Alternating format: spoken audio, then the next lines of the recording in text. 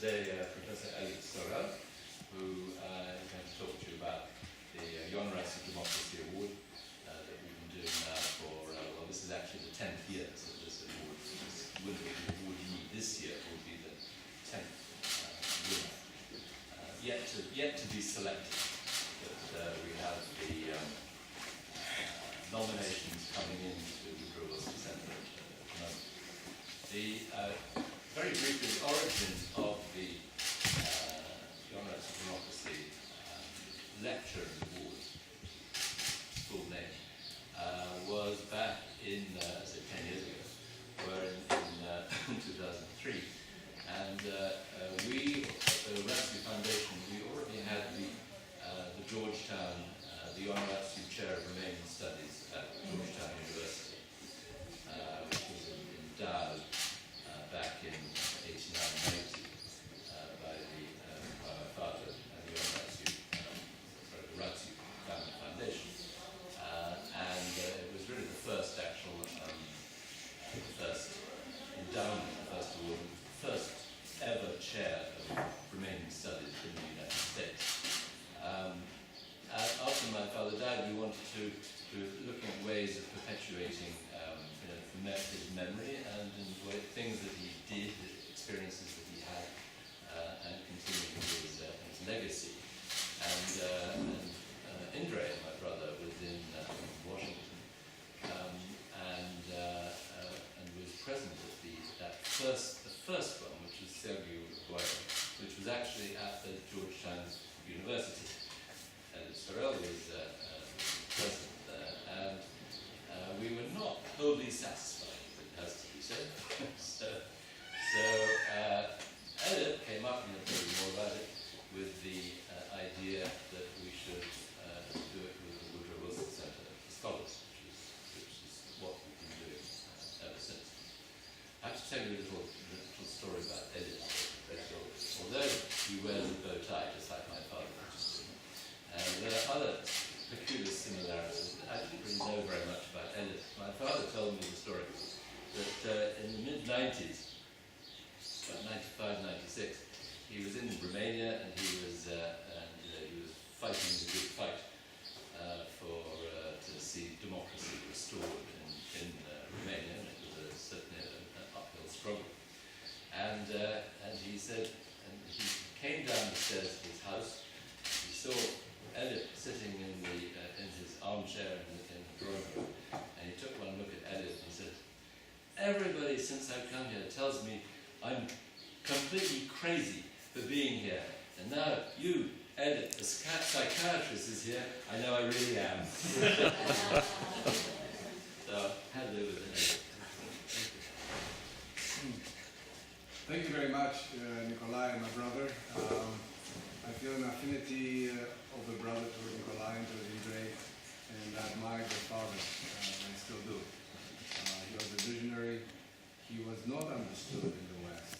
He felt understood only in America. And his love for America and feeling understood in America, particularly when it comes to how the Russians behave in the international arena, it was only in the United States that he was understood. And really, as a tribute to that fondness and sense of communication to the fullest, that clearly Indre and Nikolai made the extraordinarily appropriate and inspiring decision to establish this award. There is one additional piece in that story, that anecdote that Nikolai gave about my first encounter with their father in Bucharest. His father said, when I told my partners in the UK that I'm going to Romania to build a new democratic Romania, they told me, "Jon, you must have your head examined." So when you saw me, the psychiatrist picks up on what Nikolai says, "I know why you're here tonight. You're here to examine me." But of course, that was not the mission. In fact, the mission, how I ended up visiting with Mr. and Mrs. Ratziu that evening in December, was I was at a Romanian embassy party saying, I'm going to Romania in a few days. So this lady came to me and said, I hear you're going to Romania. Would you mind taking a gift from Mrs. Ratio? And I said, not at all. I didn't ask what the gift was. I just said yes. Well, the gift was 200 toys for children suffering from cancer, because Mrs. Ratio have been involved for many years in charitable work, and this was one of really her stellar activities to help the children, remaining children who suffer from cancer, and to give them some relief, some joy, and certainly the toys at St. Nicholas and at Christmas was a very inspiring gift. Now, earlier this afternoon, I was moved to watch the proceedings from the Normandy beach. Today is the 6th of June, 70 years since the Allies came to Normandy to liberate Europe from fascism. And our President, Obama, said, Normandy is democracy's beachhead, because without it, there would not have been democracy in Europe. And I think we need to reflect on that, because really that aspect that people tend to forget. And Europe would not be what Europe is without that kind of concerted Allied action.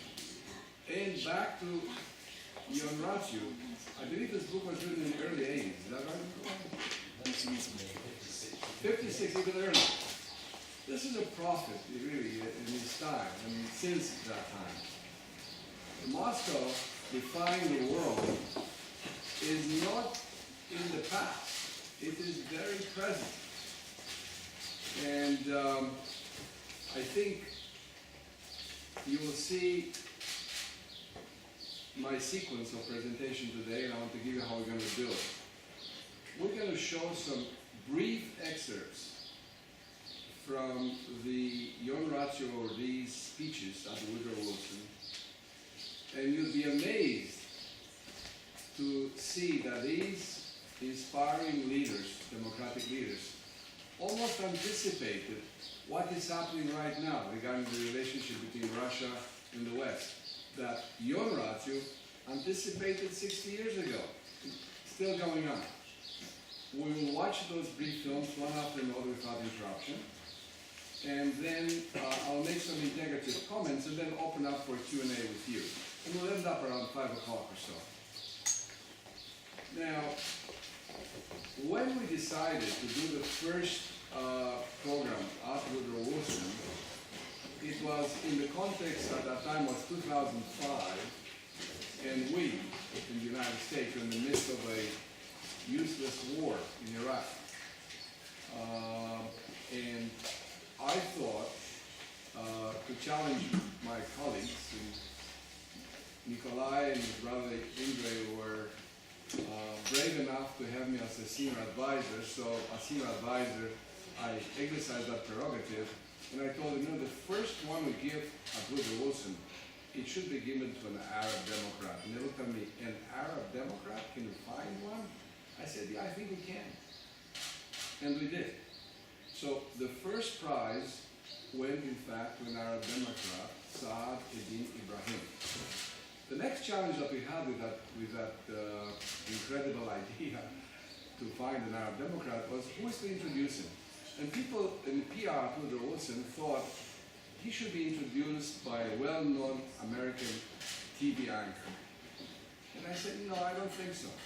I think he should be introduced by an American of Islamic origin who is a scholar and who understands Islam and who understands democracy. And then the issue was, who is that? Do we have such a person in America? I said, we have several. So we chose very well. And the person who introduced the speaker that year, we were truly breaking new ground. I don't think ever in the world any prize was given to an Arab Democrat before we did it in 2006. And the person who introduced this Arab Democrat was an Islamic scholar, Akbar Ahmed, who at that time was the chairman of Islamic Studies at American University in Washington, D.C. Why I'm mentioning this is because I had a transformative experience listening to the introduction before the IRDA speaking. And I'll just mention to you just one line from that speech. Professor Ahmed said that in the Quran says that the ink of the scholar is more sacred than the blood of the martyr. So in the midst of terrorism and terrorism attacks and senseless death and an unnecessary war, to hear an Islamic person, a scholar of Islam, reveal to most of us in the audience who are not very knowledgeable about Islam the profound statement that the ink of the scholar is more sacred than the blood of the martyr was quite revealing. It was a sort of a hush went through that room after we heard that. And then, of course, the speaker of that evening, unfortunately, we don't have an excerpt from his speech, but essentially, he anticipated in that speech. His title of Saad bin Ibrahim's speech was, "Do Arab Democrats have anything to learn from Eastern European democracies?" Eastern European democracies. That was his rhetorical question that he took the task of addressing it in his speech. He did very well. Additionally, he addressed the issue not only of Arab democrats learning from Eastern democracies, but what to do about Islamic fundamentalism.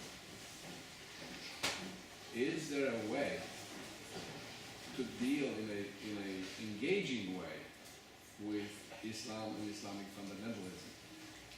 And his idea in 2006 was that all people, regardless of what their orientation is, we should do our best to involve them in the democratic process. Now,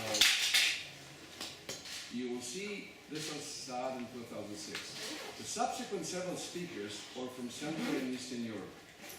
Was Professor Vera Cherkowski, who is teacher of Romanian and Transnistria, was Anatoly Mikhailov, director of the European Humanities Universities that got expelled. His university got expelled from Belarus and they established themselves in Lithuania, who was prophetic himself in 2007. You'll hear what he has to say about what is happening in Central and Eastern Europe.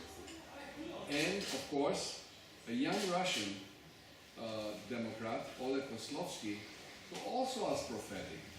In December 2010, in his speech that he gave at Woodrow Wilson, he said, "We now have new tools for the struggle." What was he referring to? He was referring to information communication technology. Email, web, iPhones, instant communication that governments had a tough time blocking. This was December 2010. On 18 January 2011, a young Egyptian put that into action and we had the Egyptian Revolution. Less than 2 months from Oleg's speech, this in fact was translated into very dramatic action where information technology in effect, throughout the Mubarak government. What Oleg predicted, I don't think Oleg envisioned that will happen that quickly in such a rapid turnaround. Now, of course, it is probably sometimes easier to unseat a government than to practice democracy. You know, it took the Brits several hundred years to get their Democracy Act together. You can't expect a country overthrowing a dictatorship and have democracy overnight just because they have information technology.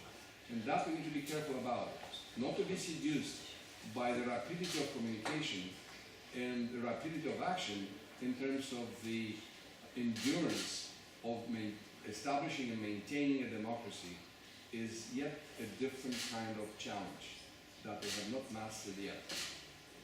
Now, this morning, my friends Leo and Tanya Shalupa were visiting Babesh Boleh University.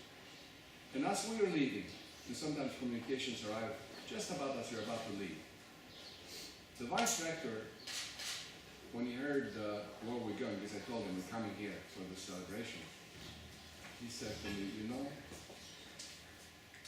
I wish there were a Ratio Democracy Center, or several of them, in Ukraine, right after they split from Russia. And to have been able to learn and practice this for 20 years, we may have been able to prevent perhaps what happened in 2014. So one of my hopes today, especially since I have my American friends of Ukrainian origin, that this center become an inspiration and an ally to the Ukrainian Democrats now that they're turning the corner, and establish many such centers throughout Ukraine in that region. Belarus maybe not be right for it yet, but maybe we should try to do there as well. The Rachi Center is an iconic place in memory of Ion Rachi, the father. It is one of the most active democratic centers in Romania. But I would like to challenge my Rachi friends to think not only of Romania, but to begin to think regionally. And they have proof. Professor Eleonora Cherkasy is here, and we've maintained a relationship with her. And Eleonora has published, I must tell you, an extraordinary book. You know, the Russians justified the invasion of Crimea that they have to protect the Russian minorities. But they did not talk about the abuses that they're carrying out under Romanians, under Romanian Moldovan territory in Transnistria. The book that Eleonora just published documents the Russian abuses of the Romanians in Transnistria. Now, that kind of a book, and I have the pleasure to review parts of it, should not be something that is shared among Romanians only. We must have an English language edition, and we would like to launch it, that new book, in Washington at the 10th anniversary of the Rachi Prize in December of this year. I think the world needs to know that Moscow still defies the world, and the case example that can be examined in detail through Eleonora's book is happening right on the doorsteps of the European Union. And that it is not just for America to carry this ball and to deal with it, but Europe needs to be a little more assertive and bring about some changes in this region. Now, we'll go now to the films, and then we will have a few comments from me, then we'll open dialogue with you. Thank you.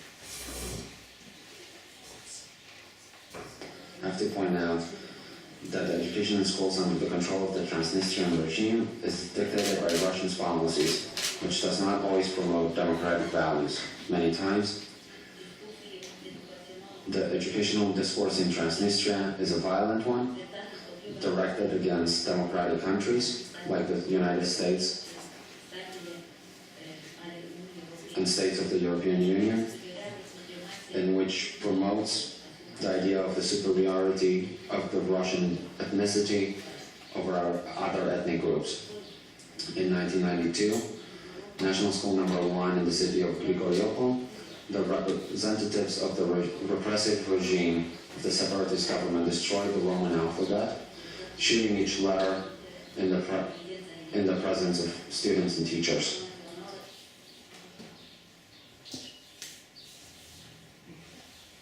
The danger of re-emergence of this reality, post-totalitarian reality, in different shape, in different form, it is great danger in Eastern Europe. We were intellectually challenged, and I could tell you, on our own experience and my personal experience also, there is something what is extremely difficult for each human being. Because in the famous book of Erich Fromm, Escape from Freedom, there is indication that democratic society needs very different type of behavior. We are all brought up in previous Soviet time in the spirit of dependency, of certain regulation. We were all dependent on certain kind of instructions. And even though We understood that not everything was wonderful, okay, but still it was much more comfortable to be in the mass, to behave like others.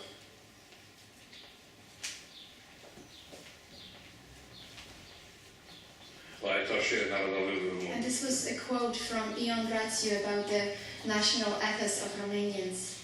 Ten esej pomieszczony jest w jego książce This essay is from his book, Rumunia współczesna i rola w świecie, Modern Romania and its role in the world, opublikowany published 34 lata temu w Londynie. 34 years ago in London.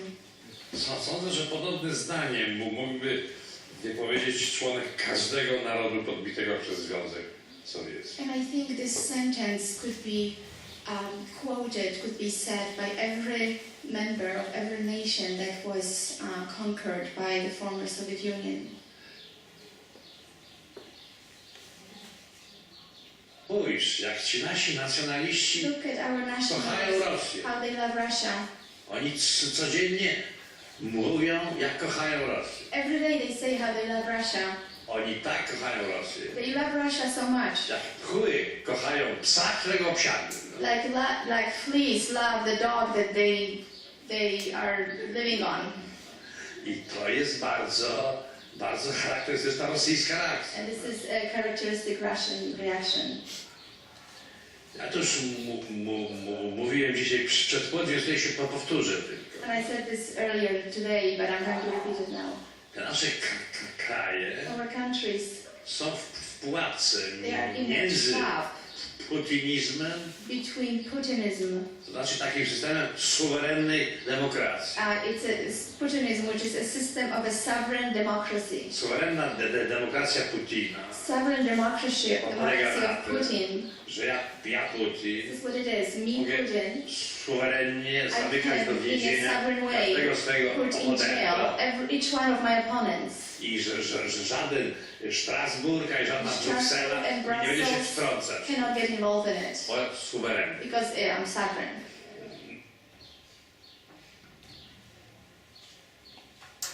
Że dotychczasowe formuły, And I think that the formulas so czy far, NATO, czy Unii Europejskiej, NATO or European Union formulas, one się stają nieco anachroniczne. they are becoming a little anachronic. I wydaje się, że trzeba jakby w nowy sposób zredefiniować świat. And I think we have to redefine the world in a new way.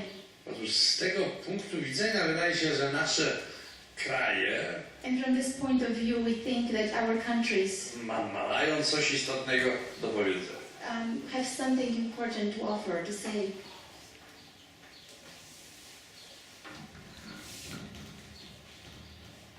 The technologies are just tools. They cannot substitute more important things like understanding of strategy, like passion of people who really do things. They cannot replace some real life, offline, as we say, participation. So you can organize a very successful online campaign. You can have millions of signatures under your petition, but it will not change the situation if the government just decides to ignore you. And if you don't have elections, and if you don't have access to the media to address the whole population, you will still remain in that tiny domain of the internet. So the old media still matters in that regard. It still matters, and I think that physical space also matters, because it is possible for the government to ignore what's going on in the virtual world, but not what's going on in the real world.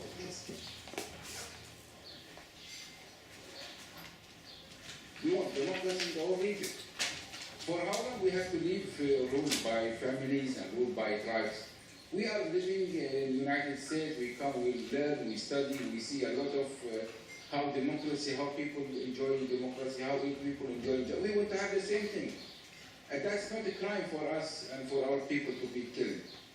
And it is continuing, again, I will be continuing supporting those dictators is not going to serve anybody's interest.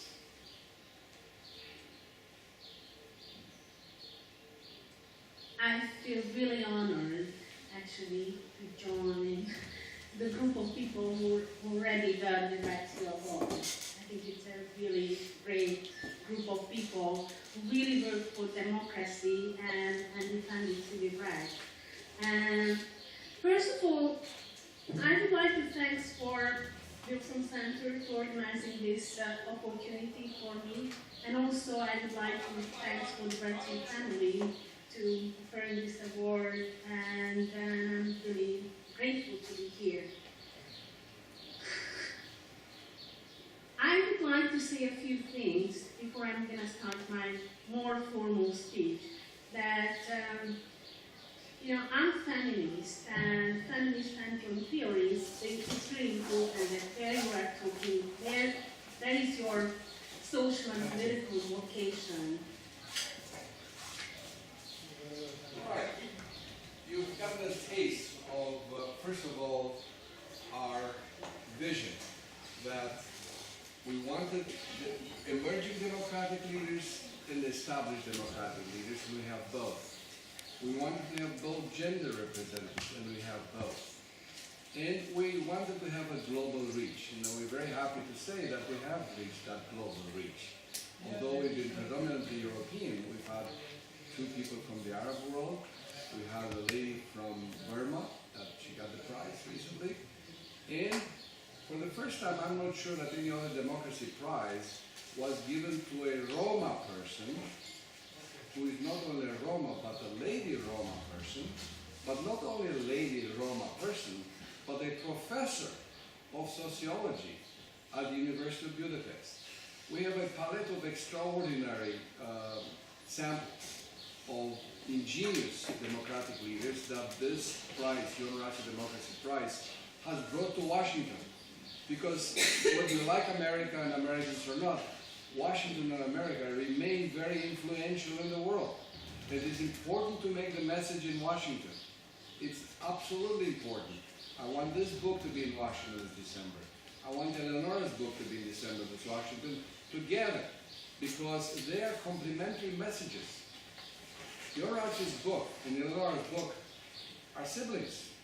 One in the 1950s and one in the 21st century. Same idea, same behavior, by one country, imperialistic, ignoring and professing to protect minorities, but in fact behaving as they don't exist, and they could rule by them as they see fit. Now, I want to come back to this notion that there was an euphoria about, in fact in his speech, Saad Ibrahim talked about the wave of democracies that swept the world. And I think he had a sequence that went something like the Czech Republic took several years, I forget how many, 10 years. Yeah, from 68, the Russian invasion, and to late 70s. Poland took several months, and Romania took 10 days.